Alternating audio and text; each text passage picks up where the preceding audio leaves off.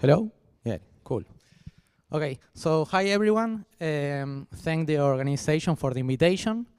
My name is Matias. I'm a PhD student from the Buenos Aires University, and I will present to you a work that I did with my advisor Susana Landau and our colleague Claudia Scoccola, in which we analyze the posteriors from different data sets with different tension metrics, okay? So the talk is structured as follows. First, I will give a small introduction about tensions on the context of cosmology. Then I will present to you tension metrics that are available on the bibliography. And finally, I will give you some results and conclusions of our work. So to start, in the context of the cosmology, we say that two experiments are in tension if the confidence intervals inferred from the data do not agree. Is the reasonable definition. So why two intervals don't agree, right? So this may be due to errors in one of the analyses. It could be because an uncountable systematics, or maybe, if we are lucky, is an evidence of new physics. So to give you some examples, the first one is the H0 tension in the context of cosmology. Maybe you're familiar with this. It's the tension on the Hubble constant using, on the one hand, type 1a supernovae together with a Cepheid ladder, such as the one on shoes. And if we compare these results with the ones of the CMB, we have a tension on H0. And another interesting tension is the sigma tension, which appears when we compare the results of weak lensing with the ones of CMB data. So this is general. If you have two posteriors that came from two different data sets, say data set A and B, and we have two posterior distributions, the idea is to give a number that tells you anything about the tension between that. So the most important, or the most, significant number is the number of sigma. We talk about 1 sigma of tension, 2 sigma tension, the famous 5 sigma number of tensions. But we have a problem. First, how we estimate a number of tensions, like a number of sigmas, when we have two 1D posterior distribution? This is an interesting question. So we have what we call a rule of thumb. Rule of thumb is a simple rule in equation 1 that gives you a number of sigmas that is estimated as the difference on the mean of the two posteriors weighted from the square root of the sum of the variances of the two distributions. Okay, but what happens when we have multi-dimensional distributions, not the 1 sigma, 1D distribution? Okay, so this is I have a pointer. Yeah. So here we have an example of one paper of Lemos and contributors, which is like a paradigmatic sample. We have here two posterior distribution, two-dimensional, and as we see, the two distributions don't agree, right? But if we marginalize in each of the parameters θ1 and θ2, we see that the tension disappears, and in the 1D distribution, we have an agreement, right? Okay, so when we marginalize our distributions, we lost information about the tension.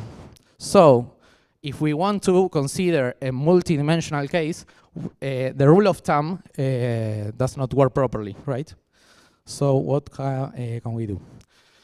Okay, so there are difference metrics that quantify multidimensional tension. However, there are differences between the results using different metrics. This difference may be due to dependence on the choice of the priors on the statistical analysis. It could depend on the assumption of Gaussian posteriors. I want to talk about it later. And a strong dependence on the dimension of the problem, okay? So a message to take home, if you want, one message to take home, is that the metrics serve as a diagnosis. They don't solve the problem of the tension. They only diagnose the problem, okay? This is important. So in the context of cosmology, I am a cosmologist, so I use cosmological data. The data sets that I'll take account are cosmic chronometers, data from the CMB, right? The latest release of Planck, BAO data sets, and data from Pantheon Plus, and data from shoes, the safest from shoes, which we call PPS, like Pantheon Plus plus shoes. And the theoretical model that is a sum in all this work is the standard one, lambda CDM. So to give you an example of how a tension looks like, here on the left we have a case of a strong tension between the blue contour and the gray one and the red one. And on the right we have an intermediate tension, right, between the one in the red and the one in the blue, okay? Okay, so tension metrics. We have two families of tension metrics. We have like what we call Gaussian metrics. The Gaussian metrics only depends on the mean and the variances of the distributions. We have an algorithm to calculate a statistic that only take into account the mean and the variances of the distribution. And with simple math, we encounter a number of sigma that is derived from these statistics, okay? So the first of these Gaussian metrics is the difference in mean, QDM. QDM is a generalization of the rule of thumb that I presented before, which depends on the, on the difference between the means weighted by now the covariant matrices, the sum of the covariant matrices of the two posterior distributions. It can be shown that this statistic has a chi-square distribution, which the number of degrees of freedom is equal to the rank of the sum of the covariant matrices, okay? So, well, this is the first metric. The second one is the map, difference in the maximum and a posteriori, which is constructed by the likelihood of each of the distributions, but evaluated on the maxima of the posterior distribution, not the maxima of the likelihood, okay? So in the first and the second term, we have the distribution of the posteriors from experiment from data set A and B, and minus the one uses the two experiment at once, so like the joint analysis, okay? So again, this statistic had a chi-square distribution which had a number of degrees of freedom that depends on the number of the data, the length of the data sets, and the covariant matrices of the prior and the posteriors of the analysis. Okay, and finally, a non-Gaussian metric, which is called exact parameter shift. This metric does not assume Gaussianity on the posteriors. It is constructed directly with the Markov chains that are result from the analysis, and is basically constructed by the correlation between the posterior distribution of the two data sets, and with simple math, or with a numerical integration, actually, you can construct a probability that can be interpreted as a number of sigmas, okay? This is more or less what we do. So the results of our analysis, I will present 3 of these results. In our recent paper, we present 5 of these analyses. 3 comparisons. So the first comparison is one extreme case of a no tension. This case contemplates the data set, the observables of cosmic chronometers, and the results of CMB of Planck. Here we have a total agreement with like cosmic chronometer, which is the contour in blue, and the one on Planck, which is in red, here, a small one. And as we see, we have in all cases the 3 metrics and the ones of the rule of thumb when we marginalize over the 2 parameters, tension which is less than 0.5, okay? So here we have the other extreme, the case of total tension, which is the tension between Planck 18 and the one of Pantheon Plus and JUICE. Okay, here we have a tension of 6.4 for a number of sigmas of DM, DMAP, a tension of 4.2. And if you look closely, we have a result of infinite number of sigma from exact parameter shift, which is weird. Why is that? Well, it's a technicality that has to do with the construction of the number of sigma in this case. We can discuss it later, it's really interesting. But these are the results. And finally, a case of intermediate tension between BAO and Pantheon Plus and JUICE, where we have roughly 1 sigma tension on all the cases, right? So to sum up, this metric shows that the value predicted by the rule of thumb, in general, underestimate the tension, as we showed before. This brings up the idea that we need complex statistics, okay? Future observations are expected, and the need to quantify better this tension is critical. We present 2 extreme cases, one of lower tension from cosmic chronometer and CMB, one of high tension, CMB and Pantheon Plus and JUICE, and a case of intermediate tension between BAO and PPS. And finally, as I said before, all metrics quantify different aspects of tensions, but in our opinion, I didn't discuss it here, but it is discussed in our work, and I can discuss it with you if you want, is that in our opinion, DM and exact parameter shift quantifies accurately, more accurately, the tension between independent datasets. So thank you so much for your attention. This is our recent paper. This is my contact. This is my web page, and every question is welcomed. We have time for some questions. Questions?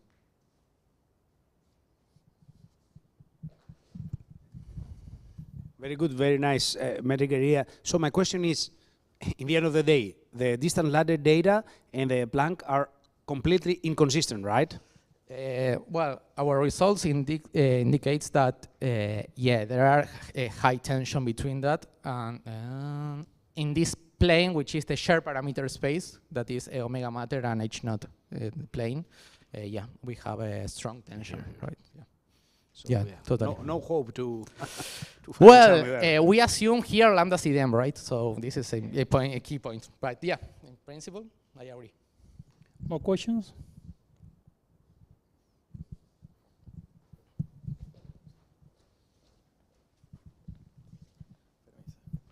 Hello, great presentation.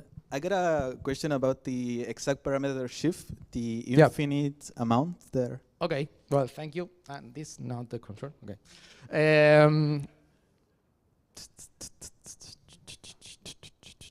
Well, a lot of extra. Okay, so how you estimate the number of sigma in the case of exact parameter shift? So you have like these 2 posterior distributions, PA that come from dataset B and PB that came from dataset B. And this integral is quite, I don't know, difficult. But in practice, it's like doing the difference between the 2 chains, the 2 Markov chains. You have to do basically the difference between them. And this is the contour of the difference between the two contours, if you want. So in order to calculate this PT, which is proportional to the number of sigma, you have to integrate, okay, this chain, the difference of 2 chains, on the isocontour that correspond to delta equals 0. So the one that pass over the 0, 0 here in red, in black, okay? So you integrate this area, and this area has to do with the number of sigma. This is the case with basically no tension, okay? What happens if you have extreme tension, okay? Oh, nothing happens. So, okay, no, okay. Yeah, this is the case, the problematic case. In this case, we have that this difference is really far from the zero of the plane. So we have to integrate all of this distribution, and the zero is here, like really far away. We have to integrate all this, and you have to integrate an infinite volume. So it's because a computational problem, because you can't sample all the parameter, all the space when you have a Markov-Chain Monte Carlo analysis. You sample only a space that is close to the maxima of the posterior. So this is the problem. Do you use Python or another programming language? Yeah, to sample, we use Monty Python, which is a library that is a wrapper, the Python wrapper of C code of Brickman and a lot of people, sorry, and collaborators. Yeah, for this analysis, we use Monty Python. So if you have something like an overflow, you will say it's infinite then, and watch the graph? So our conclusion of this is that if we have a lot of tension, like high tension, exact parameter shift is not a good metric to quantify the tension, okay? Because it's a problem of overflow if we want. Thank you. More questions? Well, if not, let's thank again to our speakers.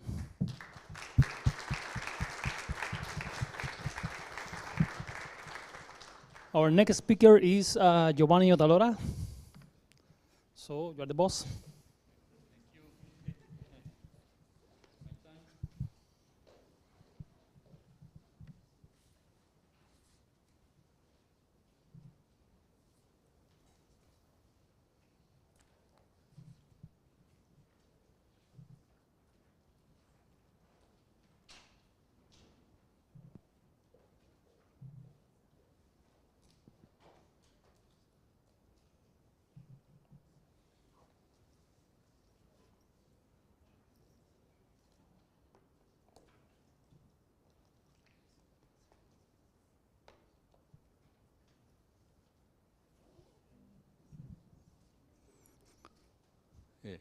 Hello?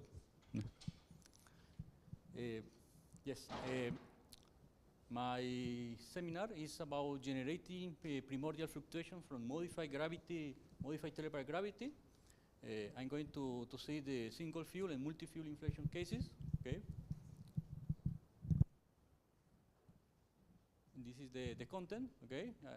I'm going to give some brief introduction to inflation, also to telepare gravity. After this, to generalize scalar torsion gravity, also reconstruction inflation, and finally multi-fuel inflation. Okay. Yes, inflation is happens 10 to minus 34 seconds after the Big Bang. Okay, it's a very short time in the time of the universe. Okay. Inflation solves the problems of the standard cosmological model of the Big Bang. For example, the horizon problem, the flatness problem. Inflation also explains the homogeneity and isotropy observed in the universe. In the same way, also explain the inhomogeneities and isotropies. Yes, provides a mechanism for explaining the formation of the structures in the universe. Predicts the existence of primordial gravitational waves. The initial conditions for inflation are the decreasing comoving horizon, which is this condition.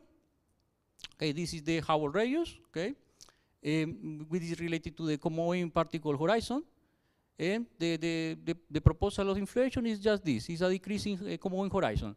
Is equivalent to the acceleration of the universe or this equation of the state.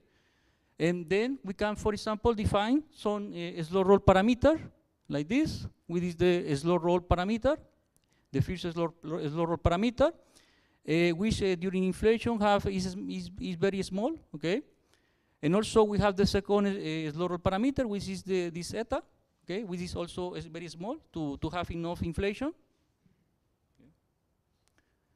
Using the background, the cosmological background, we can, for example, obtain from the gravitational field equation the Friedman equations.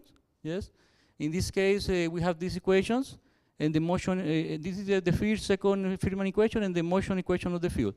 And then, using this equation, we can, for example, calculate the potential potential version of the slow roll parameters, the epsilon, the eta. Yes. And then we can define, for example, this parameter that is related to the acceleration of the field. Yes. Then the condition for a flat potential is just this. Yes. And then this is related to this condition because we have a flat potential, but also we have in this form we have in this way we have a small acceleration of the field. Okay. And then we have a small kinetic term, smaller than the potential, and we have an acceleration, a small acceleration of the field. Okay.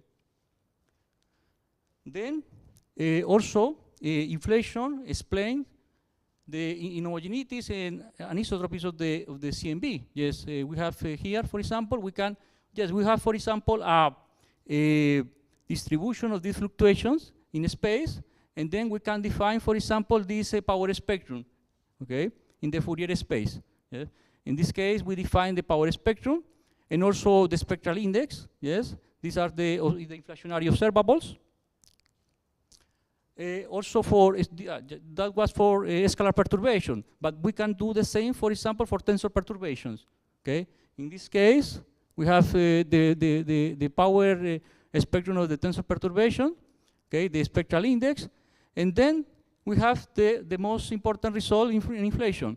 This is a summary of all the results from the models based on curvature. Okay, we have, for example, the Starobinsky model, which is the best model of inflation here. Okay, and we have, for example, another models. Yes, alpha tractors, hilltop quartic model. Yes, for example.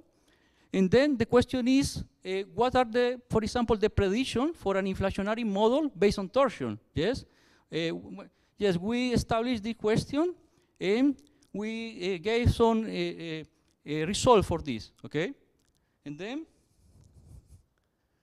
before this, yes, I'm going to do a short introduction to teleparallel gravity, also very short. Okay. Okay. We have, for example, the geometrical setting of gravitation is the tangent bundle. Okay, the tangent space is a Minkowski space. Yes, is a fiber in each point of the space-time. Yes, the base space. Okay, the coordinates, the space-time coordinates are denoted in this way. The tangent space coordinates in the other way. Okay, and associated with this coordinate, we have, for example, this vector base. Vector basis, okay? These local coordinates basis for a vector, okay? And then also we have basis for covectors. For example, the dual space in this case, okay? With these dual conditions, okay? Then we have, for example, the trivial tetrads, yes? We have, for example, with any other set of linearly independent field form a base for the tangent space, yes, and then we can denote this basis, general basis, in this way. But this basis is doesn't include gravity. Okay, we are now in special relativity. In a coordinate basis, we can relate this basis with the coordinate basis in this way. Okay, with the orthogonality condition, and this basis satisfies this commutation relation, yes, with is the structure coefficients, yes, and then, for example, for inertial frames, we have that these structure coefficients are 0, okay, and then in this case we speak a holonomic basis. Matching the space-time and tangent space metrics, we obtain the relation, the local relation for Minkowski space-time, yes, and then in summary, these are the frames of appearing, yes, in the spatial relativity. Okay. Also, when we include, for example, gravity, we have no trivial tetrads. Yes, in this case, the notation is very different. Sorry. yes, here, for example. And in a coordinate basis, we can do the same thing just that before, okay? But in this case, for example, we have this commutation relation. These structure coefficients are now, for example, they depend on both inertial effects and gravity, okay? And then we have that we call, for example, holonomic frames, okay? Due to the presence of gravitation, okay? And then we have this relation for the space-time metric and the tetrad field, okay? Now also, for example, we can, yes, in some space-time we need a tetrad field, a metric, yes, can be metric or tetrad field, but also we need a connection, yes. In this case, we introduce this spin connection, which is a 1,4, assuming values in the Lie algebra of the Lorentz group, okay? Where this is some representation of the Lorentz group, okay? Also, with this connection, we can define covariant derivatives, okay? In this case, we defined the Foka-Ivanenko covariant derivative, okay? And for example, for a Lorentz vector, we can, for example, use the expression for the Lorentz generator, and we have this expression for the covariant derivatives, yes? This is more general, for example, than the standard covariant derivative, because in this case, we can treat, for example, a spinorial field also, okay? Now also, for each connection, we have two properties, okay? We have, for example, curvature and we have torsion, okay? Then torsion, but in this case, curvature, yes, is defined in this way. It's a 2-4, assuming values in the Lie algebra of the Lorentz group, okay? With these components, okay? In terms of the connection, the spin connection, but also the torsion is a 2-4, assuming values in the Lie algebra of the translation group, okay? With this, the translation generators, the components of the torsion are these, okay? Yes, usually we can, for example, introduce the linear spin connection in this way, and we can, for example, write the torsion tensor in the standard form, the usual common form, okay? Instead of the, yes, like the antisymmetric part of the connection, okay? Yes, now, for example, we want to define the spin connection of teleparallel gravity, yes? In this case, yes, we start from a general coordinate system, yes? The inertial frames of spatial relativity, yes? In this case, for example, we can transform to another frame, more general frame, including inertial effects, okay? Through a transformation, a local Lorentz transformation, in this way, yes? And after simple computation, gives us this expression for the tetrad fields, okay? With this definition for the spin connection. Then this spin connection means only inertial effects. Yes, this is we call, for example, a flat spin connection. Okay, for this spin connection we have curvature 0 and torsion 0. Okay, associated to this linear spin connection, to this spin connection, yes, we have this linear connection. Yes, in this case we can write in this way using the Foka-Ivanenko derivative. This is the so-called Weissenbach connection. Then this is going to be the connection of teleparallel gravity. Yes, the choice of the pure inertial spin connection leads us to the gauge theory for the translation group, which is just teleparallel gravity. The geometrical setting is the tangent bundle, okay? Like in this way, for example. We have in each point of the space-time, we have the fiber, the Minkowski space-time, yes, okay, and the gauge transformation happens in this tangent space, yes, in this way, yes, which are point-dependent translation, yes. Then, for example, to define the translational coupling prescription, yes, we take a general matter field, yes. Under an infinitesimal gauge transformation, this field transforms in this way. For a local case, we have this transformation, which is not covariant, but introducing a gauge potential, we can define a covariant derivative. This gauge potential is going to be the potential representing gravity. In this case, then we have that these derivatives defined by this general frame, including gravity, is just covariant, yes, with this condition for the gauge potential. Then the translational coupling prescription is this. Yeah, we replace the trivial frame by the not trivial frames, and also the inclusion, for example, inertial effects we can transform in a general Lorentz frame in this way. Okay? And then the complete translational coupling prescription is in this way, okay? Where we have, for example, the Foka-Ivanenko derivative, including the inertial effects through the connection, through the spin connection, and the gauge potential representing the gravitational field.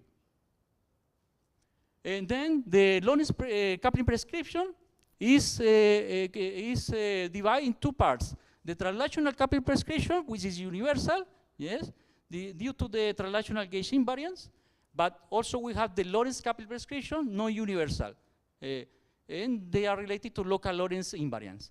Yes, this local Lorentz invariant is necessary because the physics must be to be the same in all reference frames. Yes, there is some difference between local Lorentz invariant and covariance, of course. But the second part is obtained from the general covariance principle, which consists in make the special relativity equation covariant. We have two versions of this principle. We have the frame version and the coordinate version. The most general is the frame version, because we can treat the spinorial fields, but the idea is the same. And the local equivalence between inertial effects and gravitational effects through the strong energy condition, strong equivalence principle, allow us to obtain the Lorentz coupling prescription. And then this is going to be the same gravitational coupling prescription of GR. But in the translational sector, we have another interpretation, because we have a gauge theory for the translation group. Now, for example, using this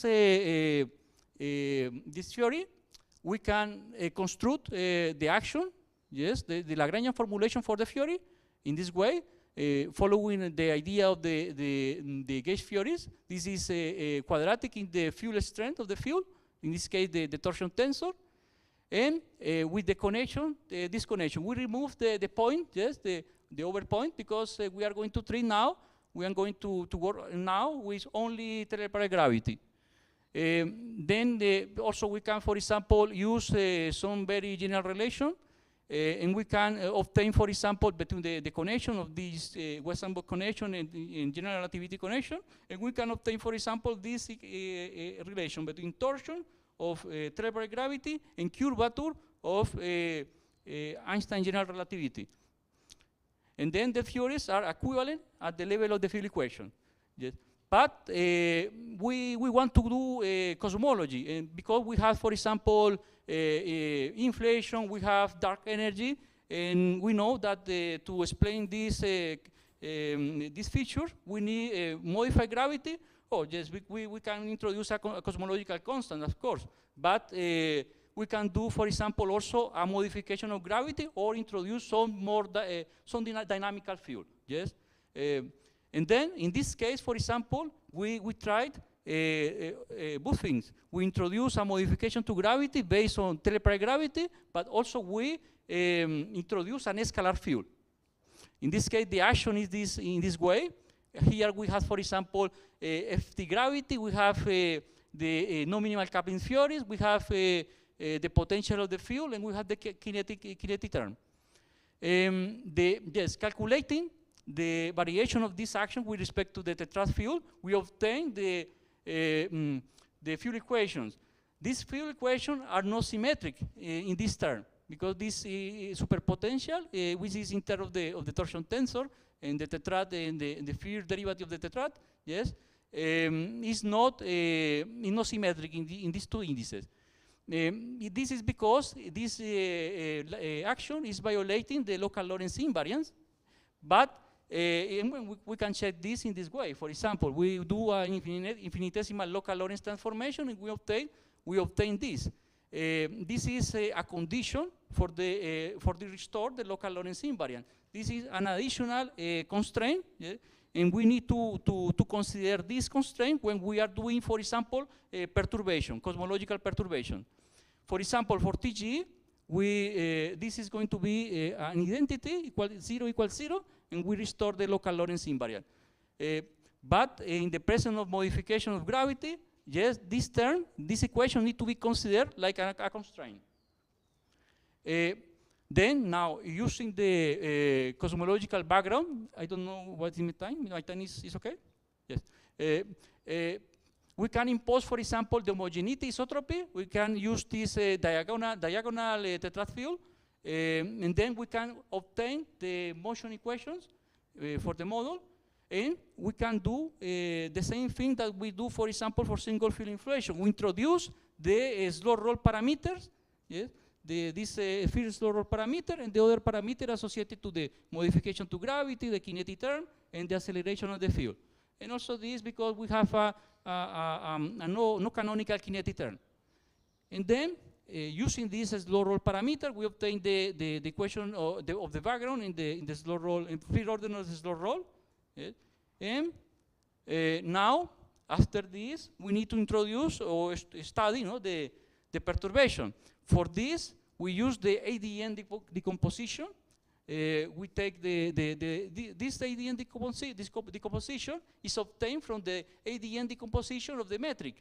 And then, working on the uniform field gauge, in a specific gauge, with delta F equals 0, we propose this expression for the last function, the shift vector, and the spatial tetrad field. And then, this is corresponding to the same, the standard cosmological perturbated PETAP tetrad field, metric field, metric.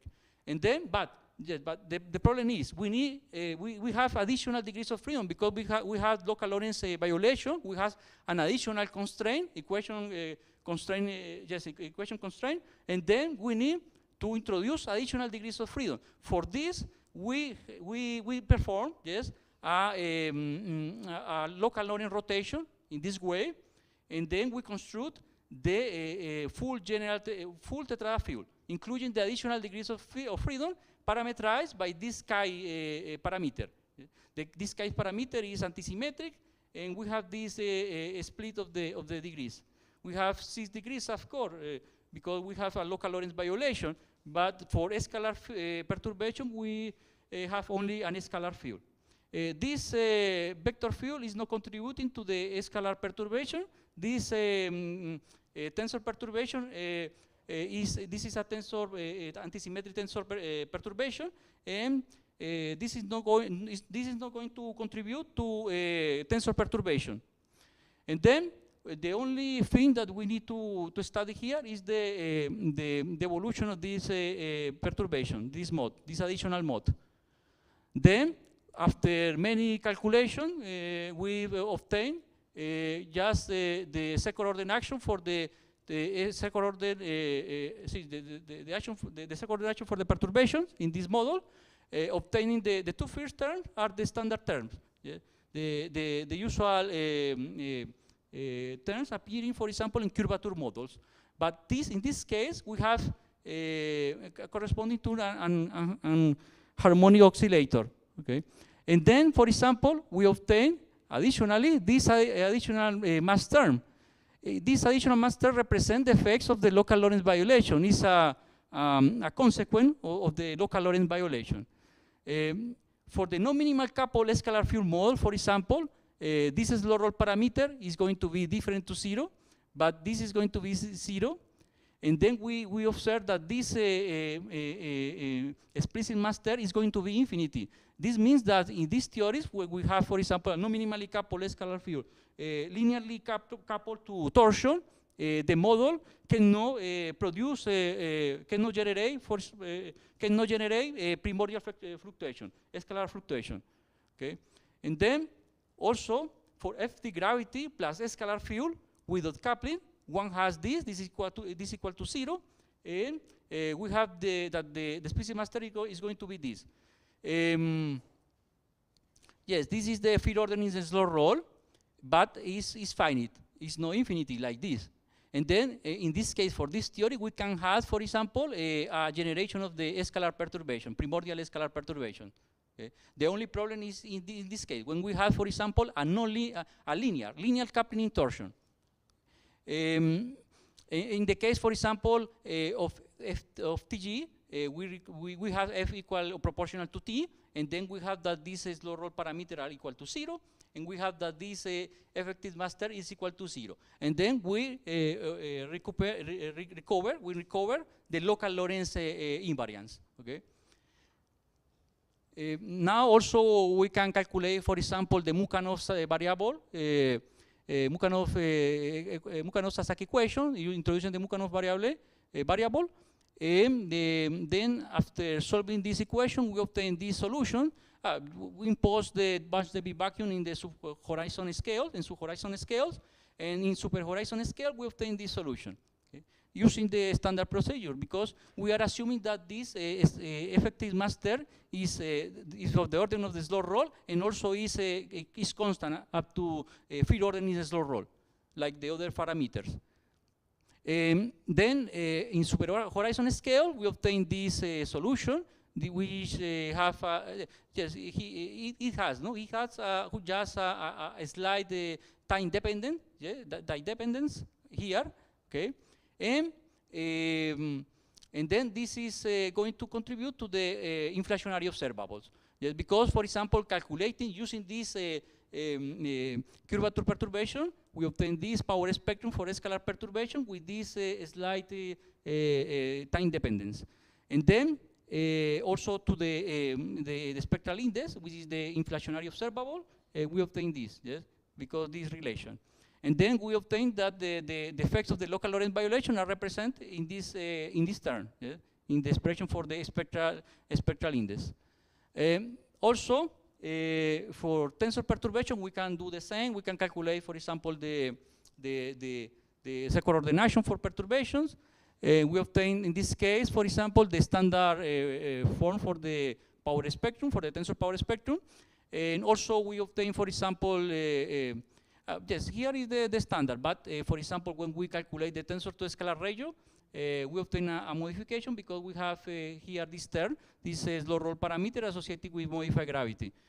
And also, then we have the tensor to scalar ratio in this way, which gives us the standard relation in the case of GR. And this spectral index.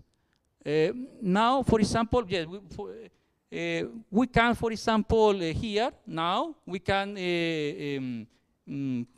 for example, we can plot, for example, we can calculate numerically these observables for some specific potential in Lagrangian, but also we can, for example, do a reconstruction. In this case, we did a reconstruction.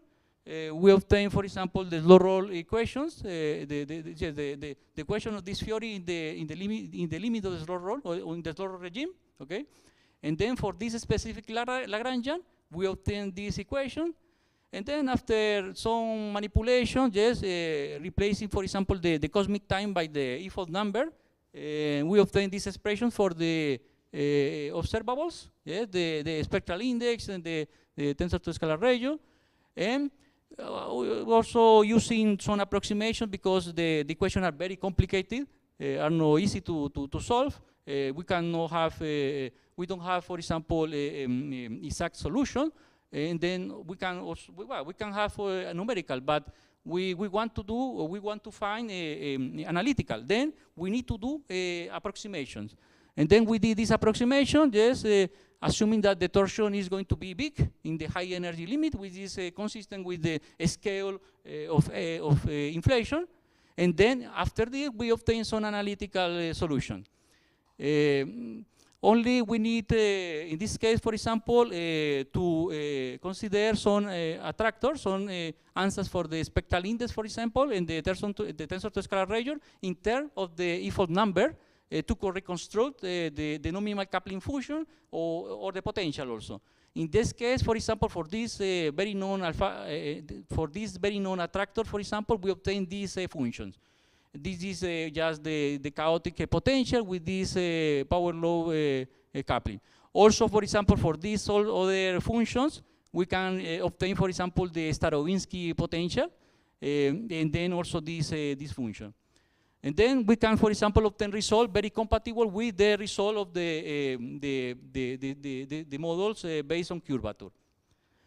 But we, at the moment, we are not interested in obtaining some specific result, some numerical result, but we are working on this. The idea is to apply this to a specific potential and then do some corroboration, specific corroboration with the observational data. Okay. Yes. Now, for example, also we can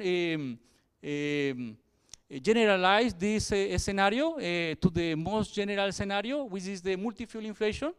In this case, we took a more general action. This is very general because in this case we have a function of t, the scalar and scalar fields and the kinetic term associated to this field. We have an abstracted fuel space, and then we can, for example, calculate the background equation. This is the second Freeman equation. This is the motion equation of the field.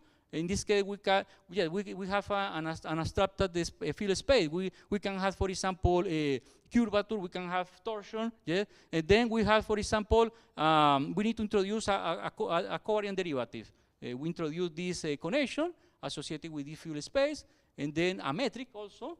And then we have a covariant theory in the fuel space. Yes, for the perturbation, we did the same thing. We use the EDM decomposition. We introduce the additional degrees of freedom in the same way through a local Lorentz rotation. But in this case, for just multiple inflation, usually we work on the flat gauge. In this case, for the flat gauge, this is the spatial tetrad. This is the spatial metric in this case, no? And this is the perturbation in the field. For the last function, a chief vector, and then using this case, we obtain this is a very big action. Yes, it was very nice to obtain this action. Yes. After many computations, programming in Cadabra program, a tensorial program to do tensorial calculations, and then also we obtain, for example, this effective mass in this case, which we can see, for example, the curvature tensor associated to this fuel space. And this is this result is not published at the moment, but we are going to publish. Yes, the idea, and this is a very new result in these theories. Yeah? It's the first time that we obtain this action for these theories in the case of multi-fuel inflation. So which mode drives inflation? Because usually if you have a multi-fuel inflation, you can either have one mode driving inflation and the others are spectators, or we can. Yeah. Here is very general, but we can do this after. For example, we can specify how many field we have, for example, and we can define also what the field are spectator or not. Yes, really. Yes. Maybe all can contribute to acceleration, to the acceleration of the universe, but not all. Yes, can be. Yes, and this is the sound speed of the model. Yes, because it's a very general. We have like KSN terms, and then also we can define, for example, this kinetic term. How many is my time? Yes, and then we have, for example, this metric, effective metric. And then, using this effective metric, we can introduce, for example, the adiabatic vector, in this case, yes, and we can construct this fuel space metric. Then using this, for example, adiabatic vector, we can introduce an orthonormal basis for the fuel space. In this case, this is this is the vector in the direction of the background. Yes, this is adiabatic unit vector. And then also we can obtain, for example, the curvature perturbation, which is our first objective. And then for this, we use this perturbation for the tetrad field. Yes, it's the same that we did before, but in this case we did directly. We introduced directly the additional degrees of freedom in this sky. Okay, and then introducing the invariant Bardeen potential, for example, we can, for example, introduce also the matter sector, the linearized energy momentum tensor in this way. Another gauge invariant quantities like this, the commuting energy density perturbation, and also the commuting curvature perturbation. After this, before this, no? We calculate, we put modify gravity, the field equation in this way, and we define the effective tensor energy momentum, the effective energy momentum tensor in this way. And then, using these definitions for this perturbation, we can recover, for example, the flat gauge, putting this equal to 0, and this equal to alpha. This is the associated to the last function, for example, and this to the Schiff vector. And then, in this case, we obtain this perturbation for the density and pressure of the field. And also, here this associated to the anisotropic stress.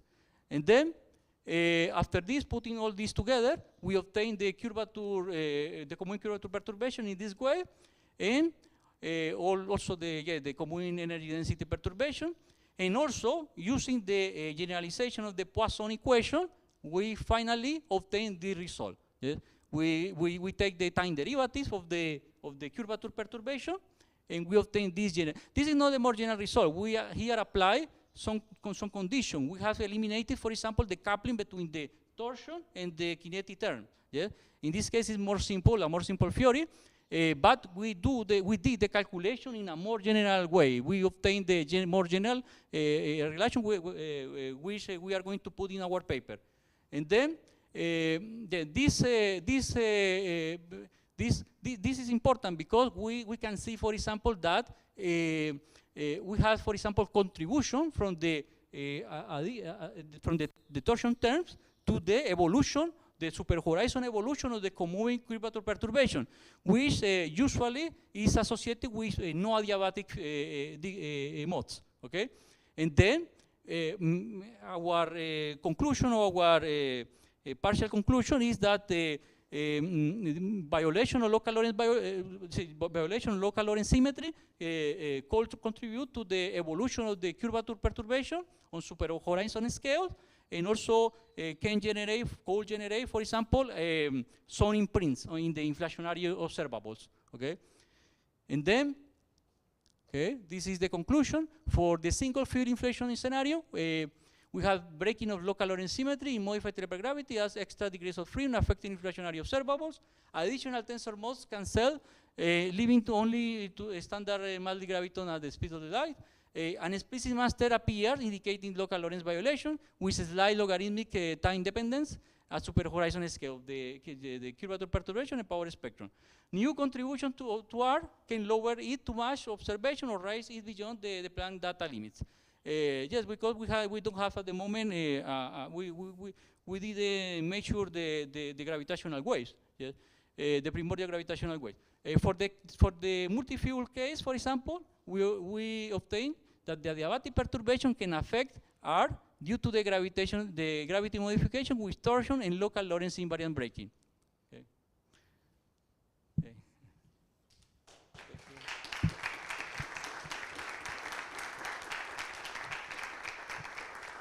Question to Giovanni?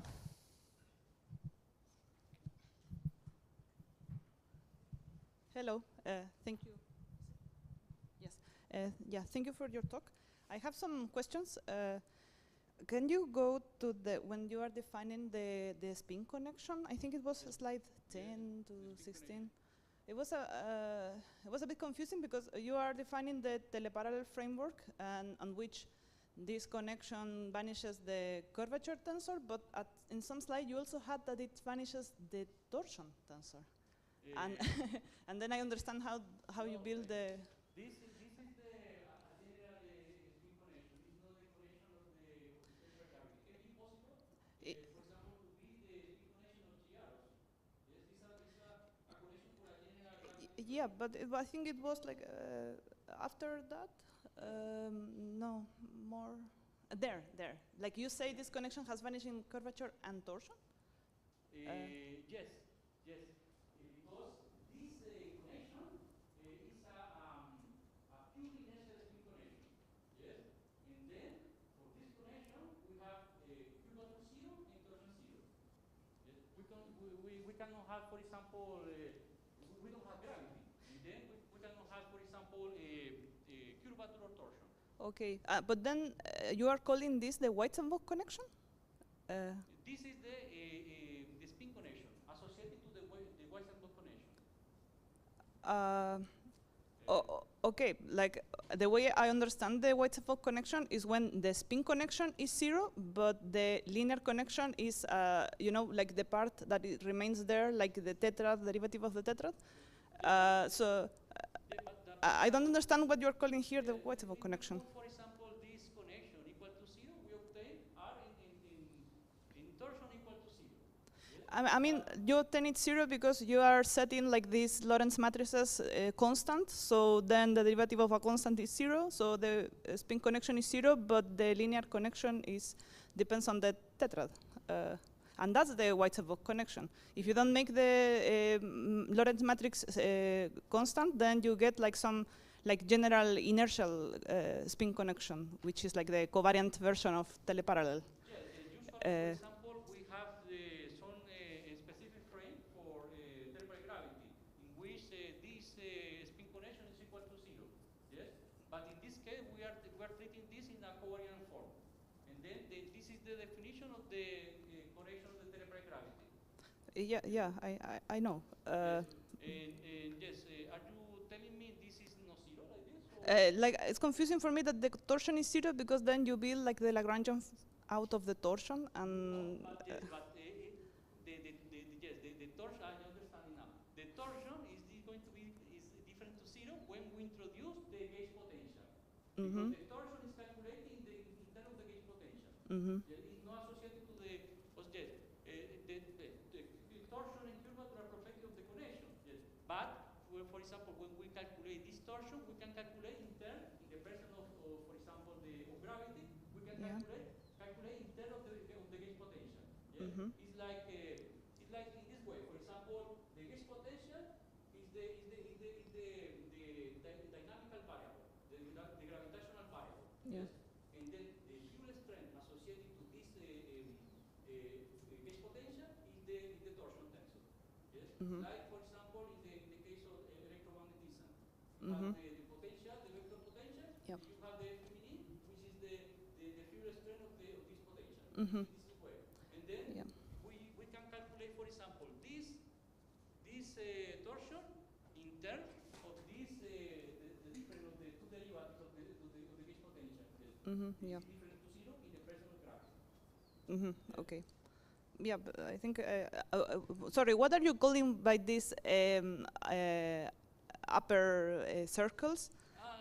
What connection is that? Over dot, I don't know. Like this black dot. What does it represent? Yes, I understand. It's sorry. It's because we have a specific connection. We are working with the connection of teleparallel gravity. Yes. Okay. When we specify this connection, yes, all the quantities related have this. They are in teleparallel gravity. Okay. Then, according to me, the torsion should not be 0, but. Exactly. It is a teleparallel connection. Yes, but for this, for example, you need to have a potential, a gauge potential, because there is a relation that you can calculate the torsion tensor in terms of the gauge potential, like in electromagnetism, for example. Okay? And then maybe we can Of course, of course. And yeah. But here, for example, yes, yes, I understand your that because you say this is the spin connection, inertial spin connection, doesn't have the gravitational effects. Why this is different to zero? Okay, like this. Okay, No, I think it's better to this. For example, is different to zero, like I was speaking to you, because it's associated to the gauge potential, which is the dynamical variable. It's the gravitational, the two gravitational variables. Yes? Okay, let's discuss later. So when you're making the perturbations, you also make the perturbation on the metrics of the, the Lorentz matrices. I think that's slide 22. And then I wanted 22. And then I wanted to ask you what happened to the antisymmetric part of the equations of motion. If you start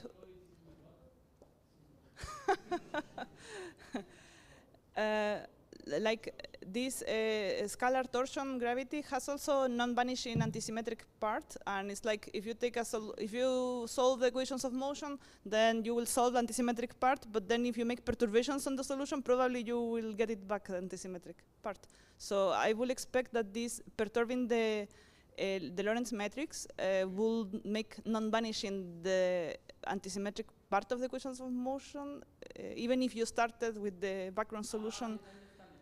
But yes, the issue is we obtain a equation, a constraint equation for these additional modes. But we need to solve the modes. Yes. And then when we put all these equations together, so that this additional equation is going to be zero. Okay, so you're not showing it there, but you considered it.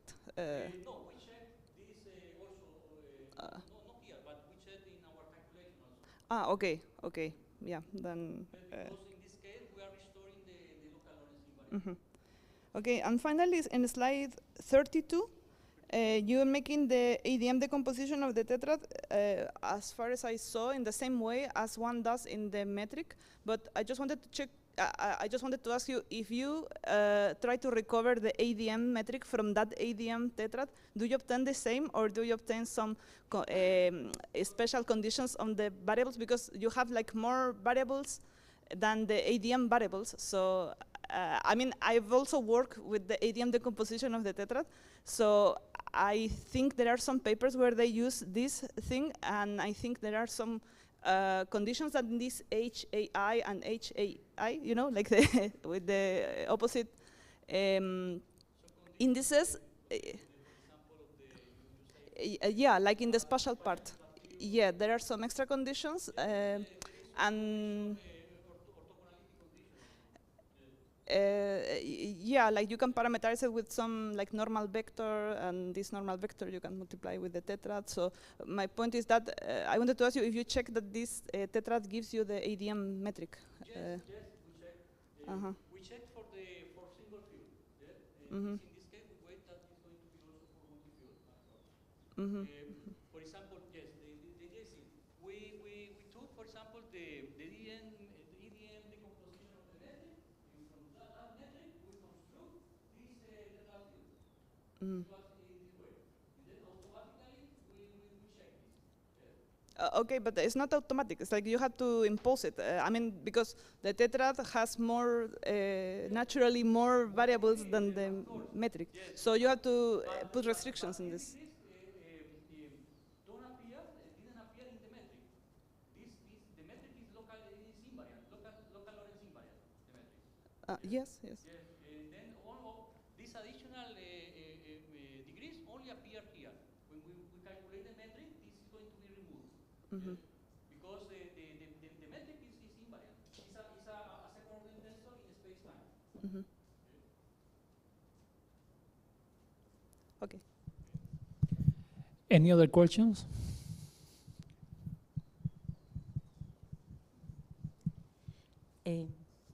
Very nice talk. I am somehow confused with regard to the comparison with the observational part, that you clarified that you were not doing that, and for the scalar index you didn't specify the potential, but in your conclusion you stated that the additional tensor modes were suppressed. So this happens for any choice of the potential, the tensor modes are suppressed. Did I understand well this? Yes, this is a good question. I obtain in a very general way. We calculate the circular ordination and we saw that these tensor modes were removed. Yes. These are the additional tensor modes. So you have, yes, so only the additional. So you have the same prediction as the standard inflationary models. Yes, because we need gravitational waves as form. And then the additional modes, which are related to the local violation, were removed, but not the standard modes. Yes? Okay, thank you very much. Any questions?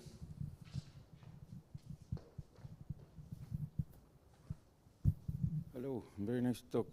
My question is an extension of what Manos was saying, right? That you have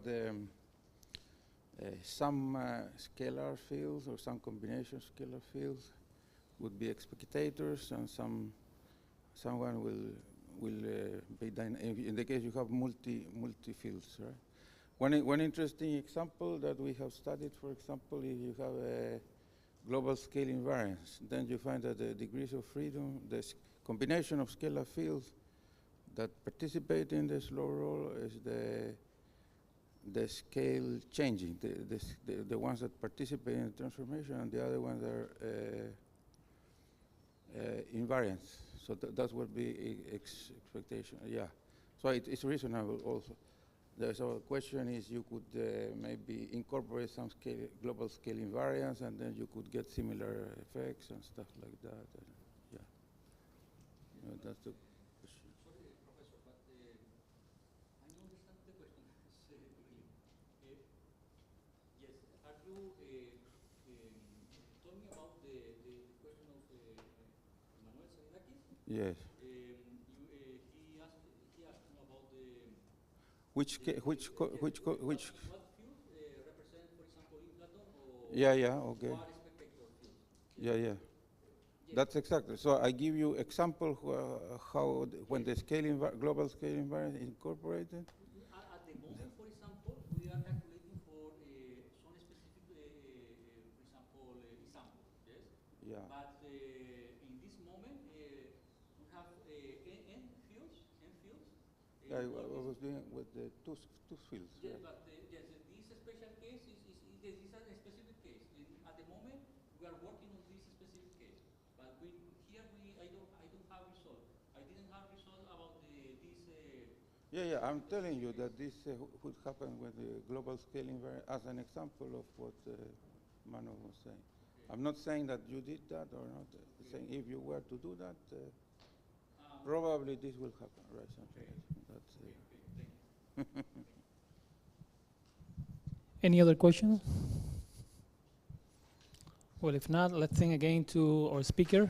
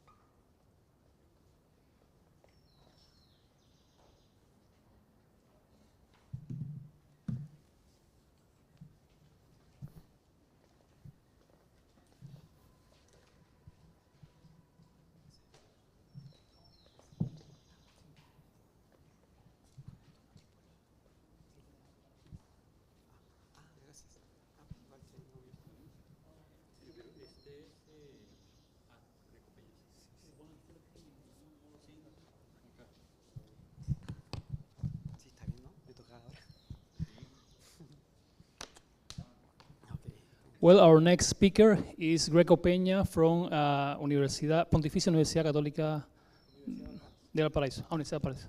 Okay.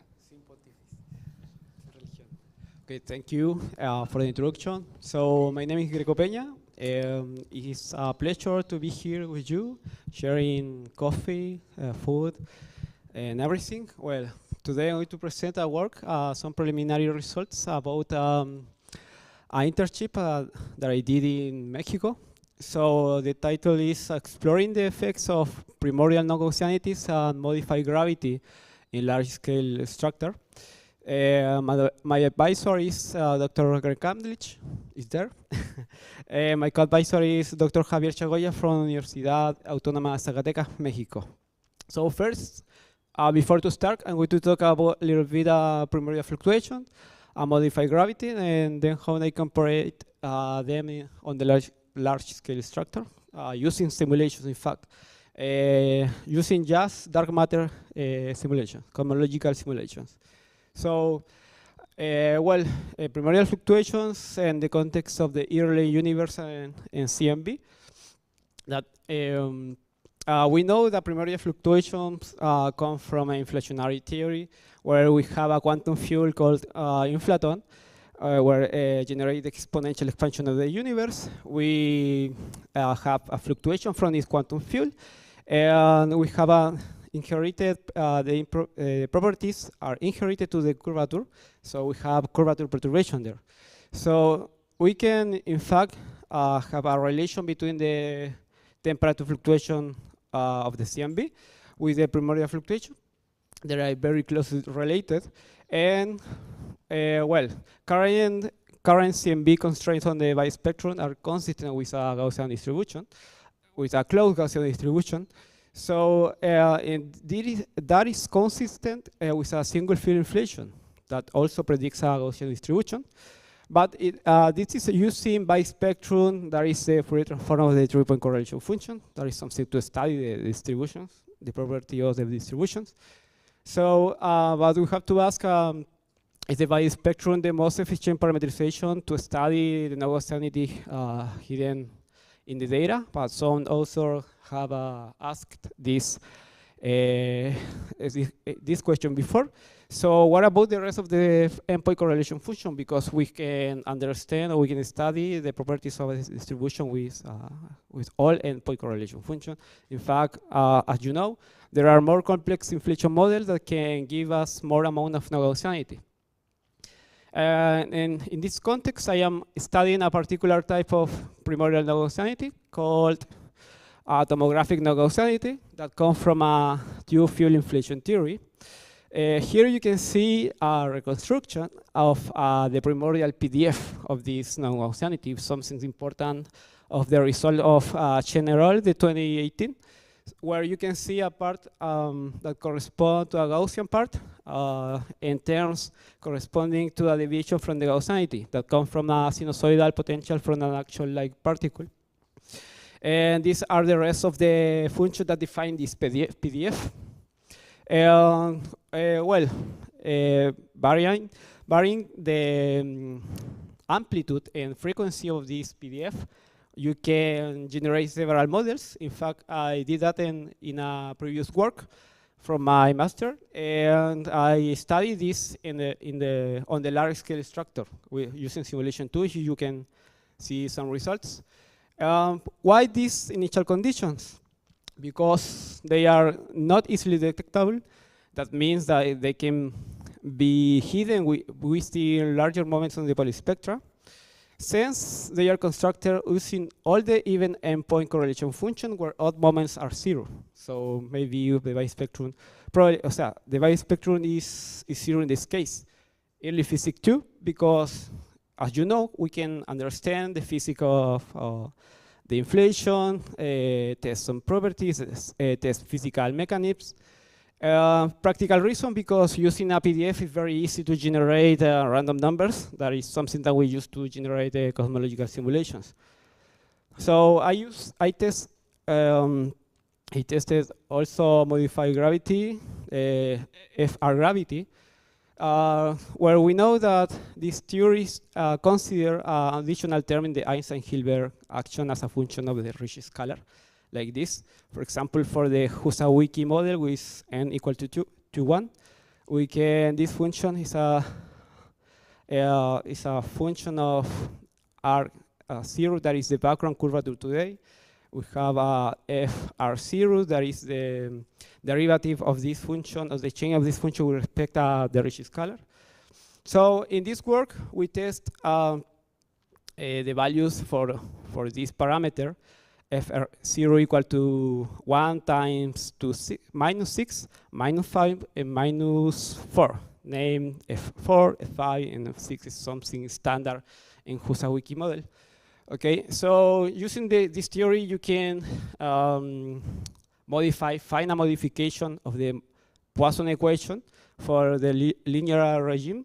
So where you can find efficient gravitational constant as a function of the scales in a parameter called m.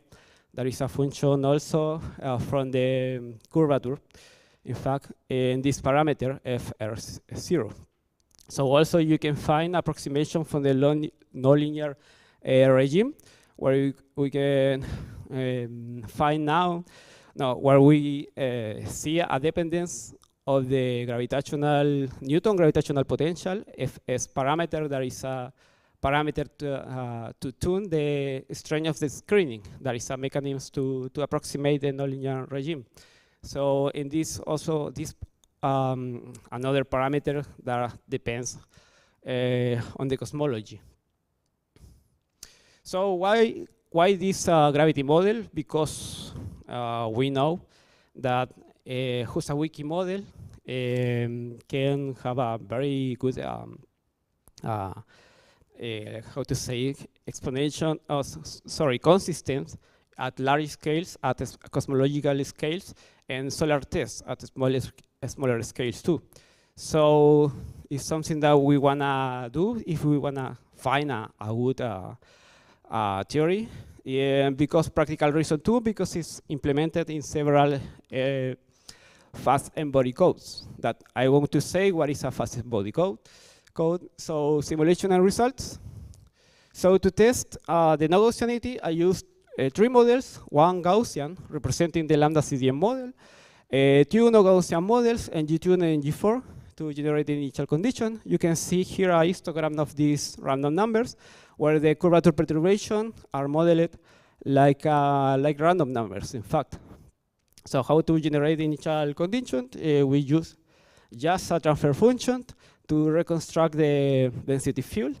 In this density field can be used to find the position and velocity fields using a Lagrangian perturbation theory. In this case, we use the 3LPT. Well, after generating this initial condition, we can use embodied code or a fast embodied code. In this case, we use MG Piccola to run this the Husawiki FR model to generate fast dark matter fields. And we set a box of 100 megaparsec and a number of particles 256. Well, next, some results. After running the results, we calculate the matter power spectrum at theta 0. You can see here comparison between the power spectrum using no Gaussian initial conditions, normalized by the Gaussian one. And for the model NG2 and NG4, you can see here a suppression of this power spectrum when we compare with lambda CDM. And next, we incorporate the effect of the gravity from Husawiki. So here we are comparing the power spectrum using a Gaussian initial condition, and with this gravity using the 3 parameters, F4, F5, and F6, and we normalize by the Gaussian power spectrum. So next, we did the same, but using no Gaussian initial condition and normalizing by the no Gaussian initial condition, in this case the NG2 model. Finally, we did the same, but using NG4. And we find the same shape of this curve. That means we can effectively cancel and find the Husawiki FR effect on the power spectrum. because we are canceling. That means that it's independent of the initial condition, of the type of this initial condition. Okay. So finally, here I am showing a result where we are comparing two models, the Gaussian with F6, the Husawiki model, and model 2 correspond to a simulation with no Gaussian initial condition. So as we saw before, we have a suppression in green, the green line, a suppression when we compare with a Gaussian power spectrum. And for Husawiki, for this model specifically, we can have a increment on the power spectrum, in the power spectrum. Okay, we did this line using the first fit from 20 realizations. Okay, we ran 20 realizations for each model, and we did the best fit, and we find the result. So when we compare this result, we see that there is a suppression, right? Because the no-Gaussianity is because the Husawiki model. So, well, a summary, we have explored the effects of a particular type of primordial no-Gaussianity and modified gravity in the large-scale structure. By studying the power spectrum, we showed that even if we used Gaussian or non-Gaussian initial condition, contributions are effectively cancelled. And finally, we found that this type of no-Gaussianity suppresses the power spectrum, while modified gravity is increased when compared to lambda CDM. And well, that's all. Thank you.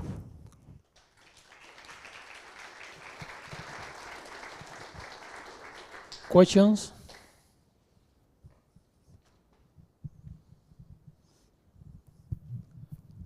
Yeah, very good analysis. Just a question. So in Husawiki, there is a parameter, right, that quantifies the deviation from lambda CDM. So when, for instance, you are saying about the results, so what value of this parameter, what value of the Husawiki EvoVar parameter did you use? What value? Yeah. Because you have a free parameter in general. Yes. It's free. Yeah. So for instance, I am using just 2 degrees of freedom for this model. And there is that give the shape for the FR function. Yes, and and that one. I want to come back here. Yeah, here. That so values. you are using these specific values over there. Yes. But why you chose these values? First, because there is some. It's normal to use that values in this theory to test things. I know that F5 and F4 are how to say it. Yeah, exactly that word. And we are using F6 because it's not discarded, and also because it has a similar contribution when we compare with the simulation with no Gaussian initial condition. For that reason.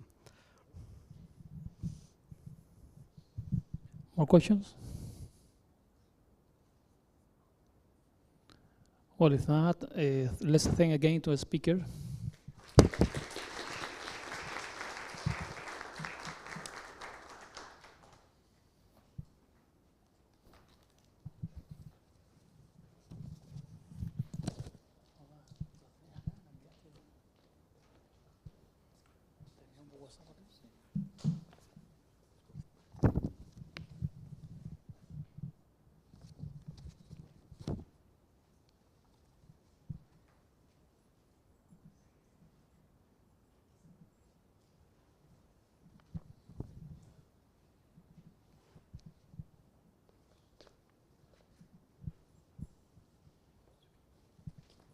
Our next speaker is Oriana Labrín from Pontificia Universidad Católica de Valparaíso. Hola, ¿se escucha? Sí, hello.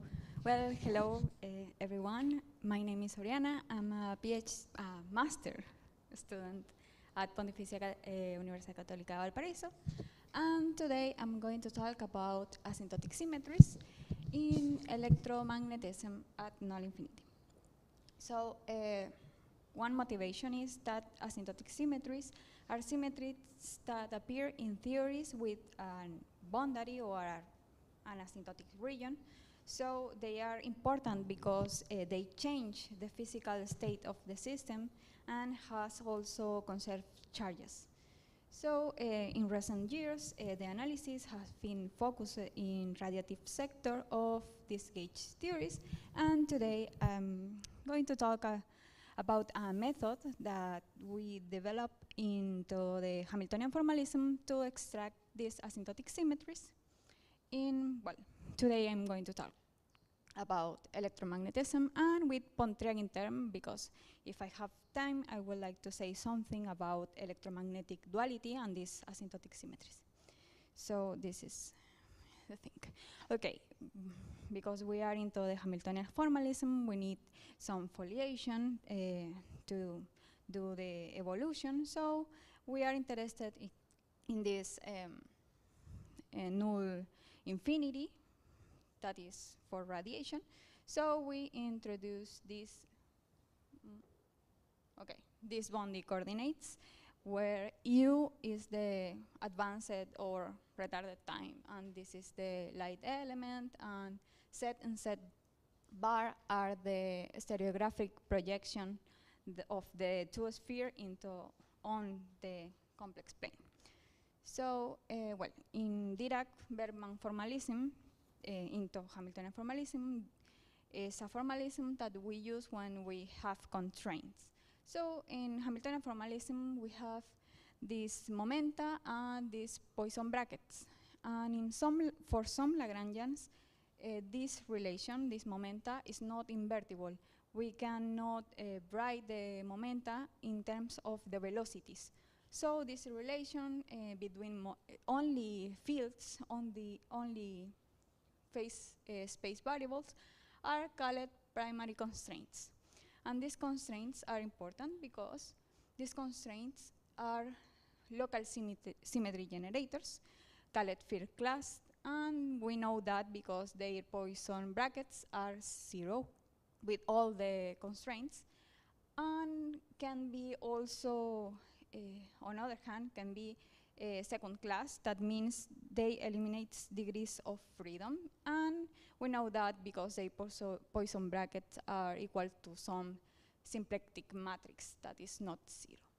So for electromagnetism, we have, the Lagrangian and also the Pontryagin term, that is a topological term, and we define the momenta, the canonical momenta. So in usual electromagnetism, we have just one constraint, the first one, and this constraint we know that is related to gauge symmetries. But in this foliation in null coordinates, a new constraint arises. So the first question is, does this constraint generate symmetry? Well, to do this, we need to introduce, or Hamiltonian in this case, for this kind of Lagrangian, we need the total Hamiltonian, which is the canonical one, with these Hamiltonian multipliers and the constraints, the primary constraints. We need this because we need to impose on the constraints some consistency conditions. Consistency condition because, these constraints are equal or weakly equal to 0. That means they are 0, but the Poisson brackets may not be. So we need to keep these constraints invariant along the time. So the consistency condition, that means the time derivative of the constraint, for the first constraint is the Gauss law. It's okay. And this Gauss law is equal to 0. It's okay for no sources. And this other constraint fixes the parameter, the Hamiltonian multiplier. But one part is solved, and the other part is arbitrary and only depends on the angles.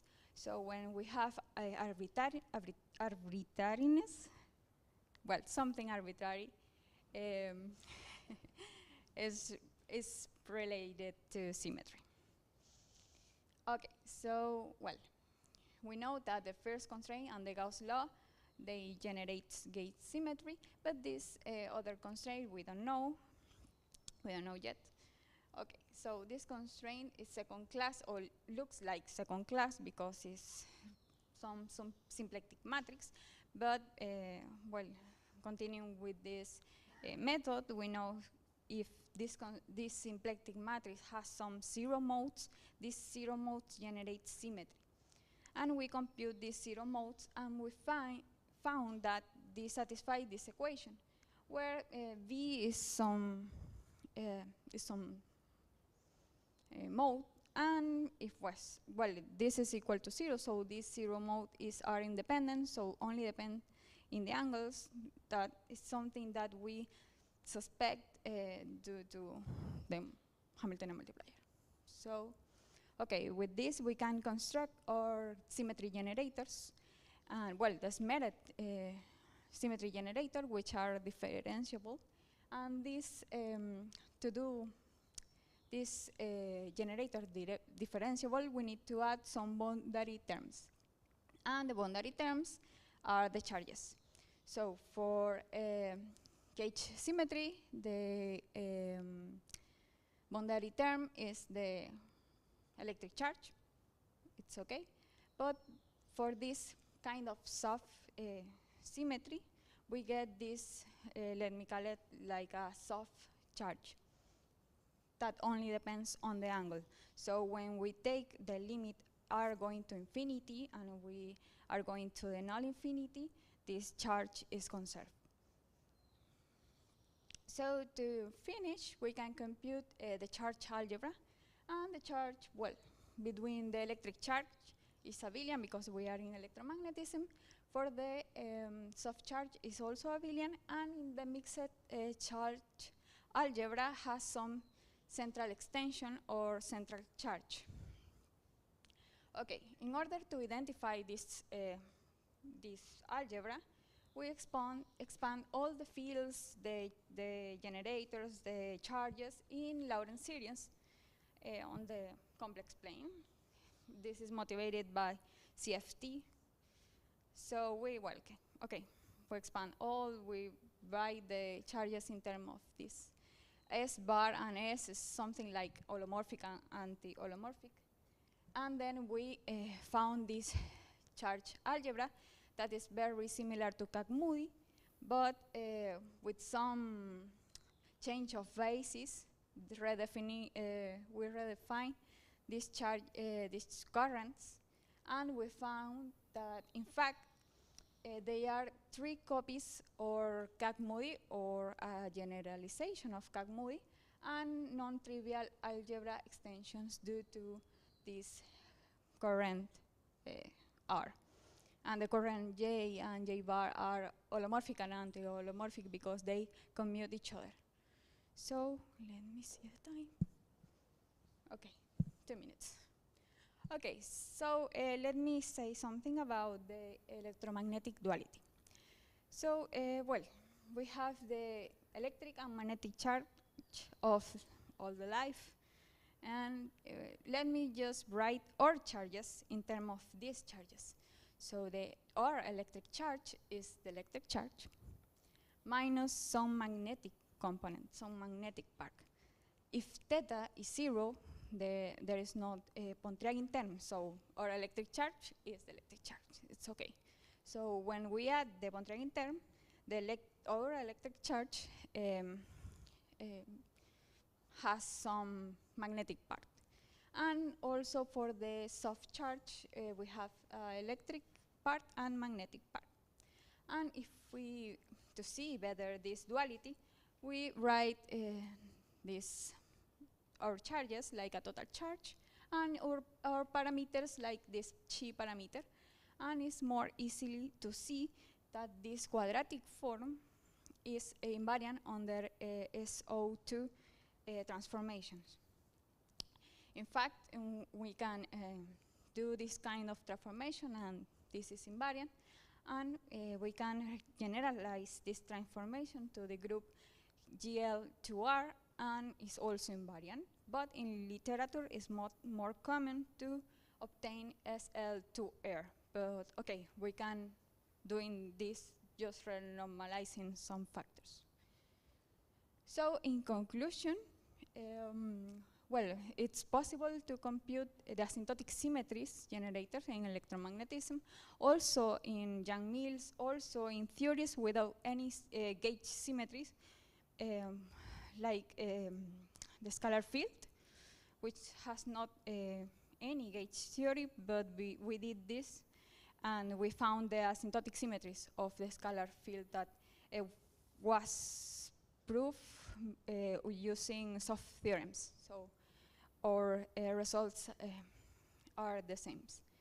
And we also can show that this electromagnetic duality is related to these asymptotic symmetries too. Thank you.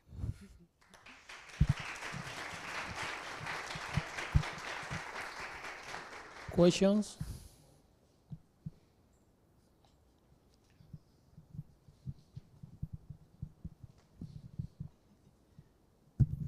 Hi, thank you for the talk. Maybe I will ask something a bit stupid, but what if you only make electromagnetism in light cone coordinates without the Pontryagin term? What is the result of that? Well, the result is the same for the charge algebra, but not for the charge. Mm-hmm. It's a little strange, but it is. Okay, and like leaving aside like the asymptotic things, which I don't know too much, but just the Hamiltonian formulation of electromagnetism in the light cone coordinates. Is there like I understand what I understood? What I knew is that there is like some equation for a Lagrange multiplier that is like a differential equation, right? Okay. Yes. You're talking about U and B. U and B and not Bondi coordinates. That is the question? Yeah, like about the Lagrange multipliers. Yes, but when you want to do solve the them? Hamiltonian formalism, you have to choose. So you are talking about this U and B because I'm using Bondi. Uh-huh. Yeah, are you talking about this case, U and B? Yeah, yeah. Yes, okay. And the question is, sorry? Yeah, I mean, what I knew is that if you make like Hamiltonian formalism of electromagnetism in light cone coordinates, then you had like, if you wanted to solve the Lagrange multipliers, there was like some sort of obstruction because it was like a differential equation. Like a yes, it is a differential equation. Let me think, okay. I mean, I think it can be solved, but I mean, if you do the thing just in normal coordinates, then everything is like the way we know. Yes. It's just like the coordinates make the Hamiltonian formulation. Yes, but in this case, this differential equation has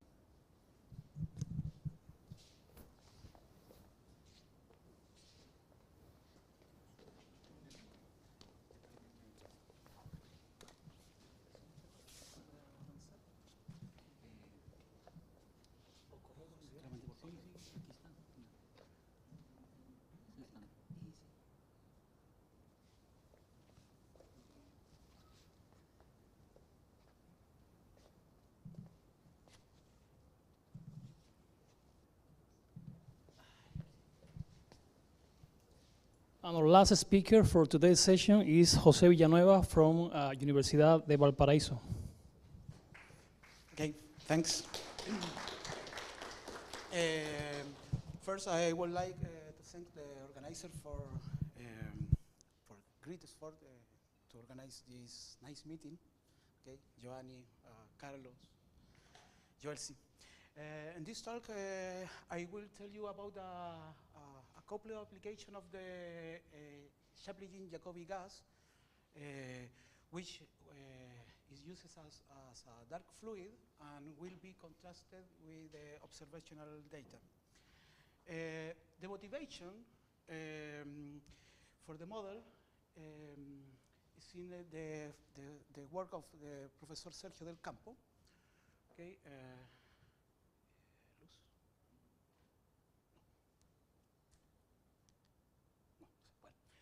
in the context of the exact solution in inflation, the generalized Chaplygin gas is given by this expression. is given by this expression, which contain the inflaton field. ¿Cuál es? Sorry. Láser no tiene, no. It's bad, no? Easy. Okay. So in this context, the central equation is given here, for which we obtain the well-known equation of state for the Chaplin gas. Okay. So the idea, cierto, is to obtain a generalization of this model, generalization of the generalization gas Chaplin. So 9 years ago, the generalization was performed, introducing a elliptic generalization of the lattice function, the hyperbolic cosine. Yeah. So we can think about the hyperbolic functions are a special case of the elliptic functions. Okay. So we perform a generalization in this part. So we obtain a new equation of state given here. Yeah. Obviously, of course, the generalization introduces a new parameter. Given here is named the elliptic modulus. Yeah. So the new equation of state contains this new parameter. Okay. Here, k prime is equal to 1 minus k, the modulus of the elliptic function.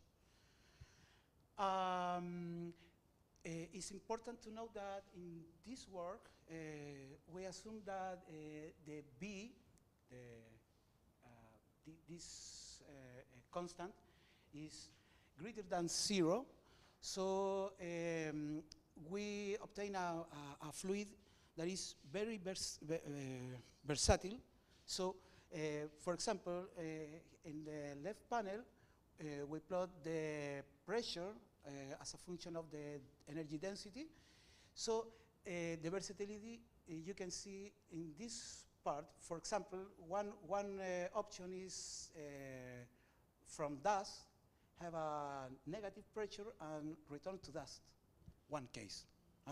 The other case follow the other curve, but it's important to know this fluid has an important versatility. In the right panel, we perform observational analysis with the Planck.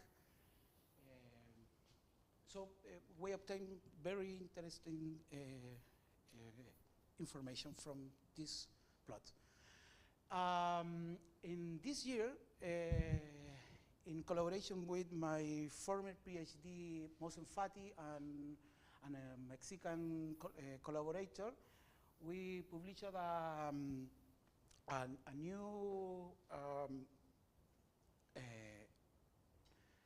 new idea in this paper, because we consider the constant can be negative. Okay, so obviously we obtain a different fluid,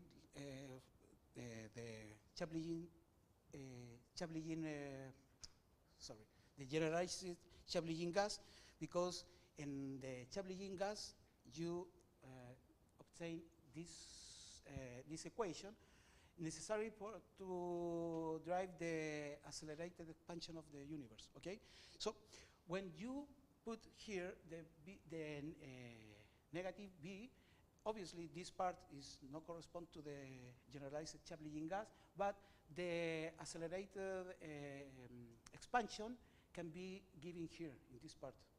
Okay, it's negative. It can be negative. Okay. So in this work, we use the Chaplygin-Jacobi gas. We use as a dark fluid, and which the idea is have a black hole immersed in a dark fluid given by the CJG fluid. Okay, we solved the Einstein equation for this model, and of course, this fluid is anisotropic. One important quantity is given here, the anisotropic factor, which in the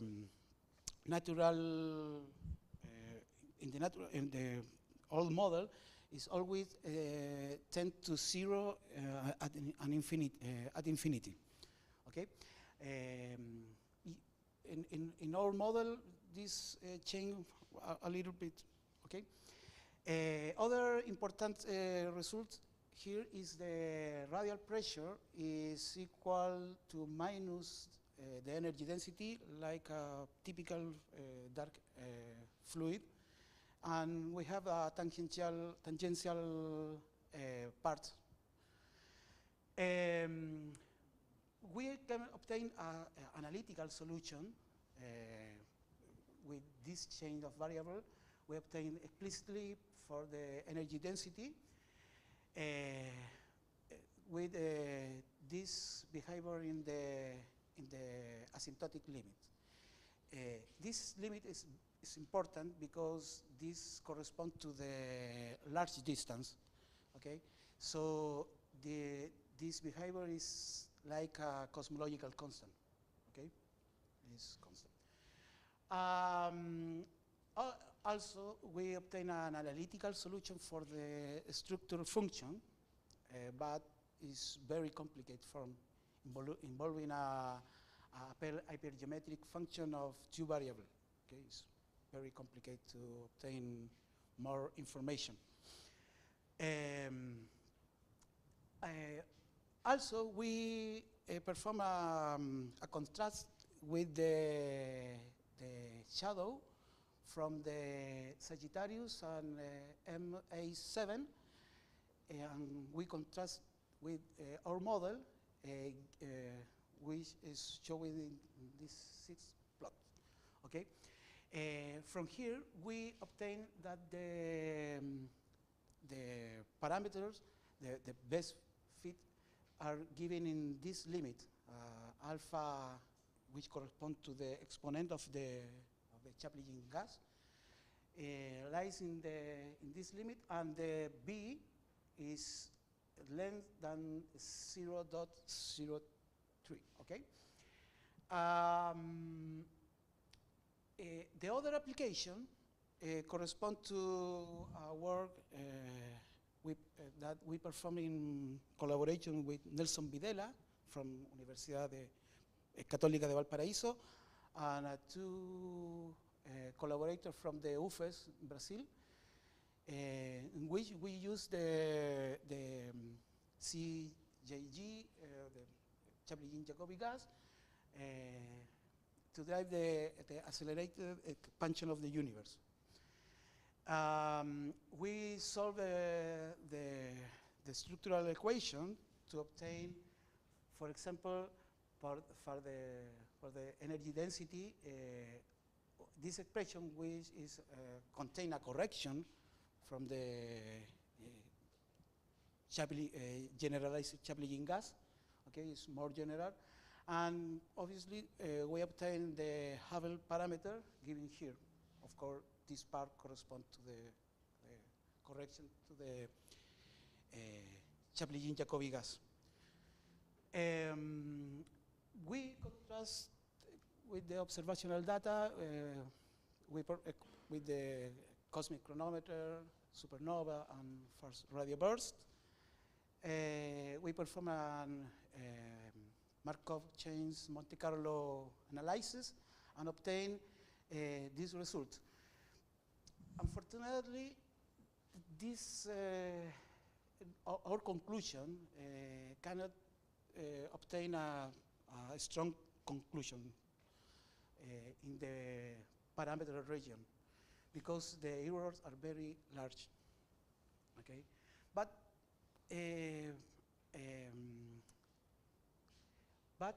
the region that we obtain here contain the region obtained in the first work. Okay, this is the more important result. The exit. Sorry, there is a sorry. Lo siento, disculpe. The other situation special here is that the fluid can, in this fluid, we can obtain this behavior, which corresponds an accelerated stage after the current one. Okay, this behavior is not new. For example, Professor Victor Cárdenas obtained in previous work obtained this result or similar result. Okay, and this acceleration stage after the acceleration one. Okay. In both contexts, we have overlapping. Is the word parameter values, but we must interpret what is the physical meaning of this. Okay. In the future work, we think study the thermodynamic, complete the geodesic structure, and study, for example, interaction with other components of the universe. Thank you very much.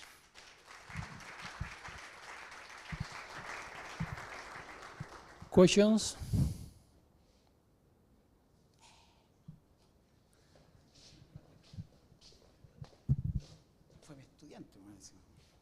Thank you. I got a question about the EHT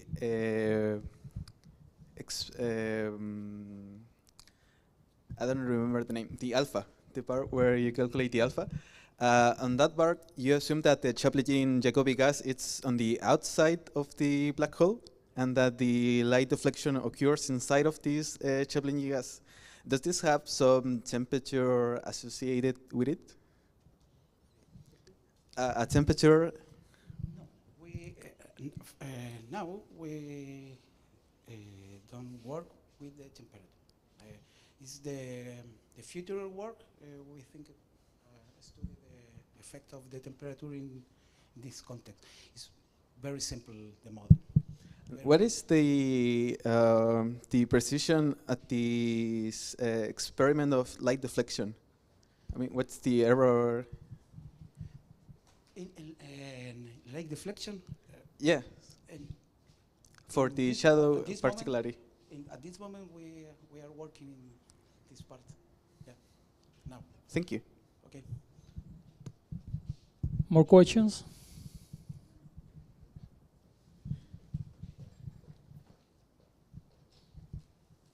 Thank you.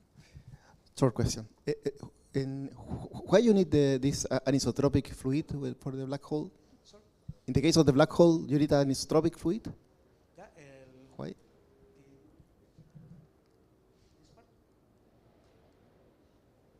Yeah. Yes. In this case. This is why you need an isotropic fluid. Could be the calculation result in this. Have you tried some kind of wormhole solution? I don't know. Because look like. I don't know because this is a recently work. We are exploring. In the last case, you consider something like slowing the why? One of the possibilities have a slowing. Yeah. But of course, the versatility of the model allows this behavior and other behavior. Yeah. But do you have some motivation for that, or yes? The initial motivation was surprised because we are working in whites, okay? And appeared this solution, and we take the result and working Very. with this. Okay, thank you. More questions? Well, if not, let's thank again to a speaker. Thank you.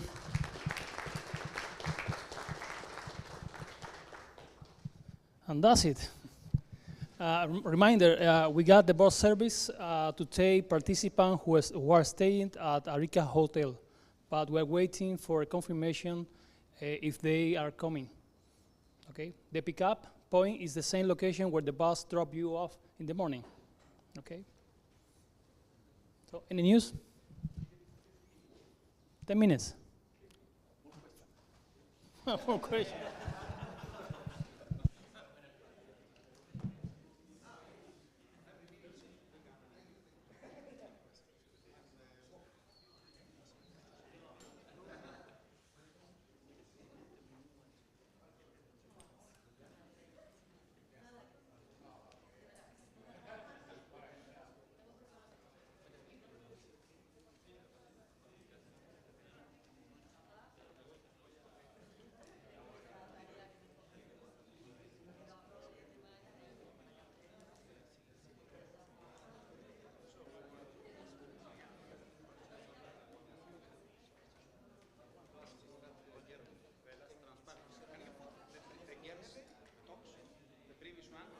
She had a hidden transparency, very nice.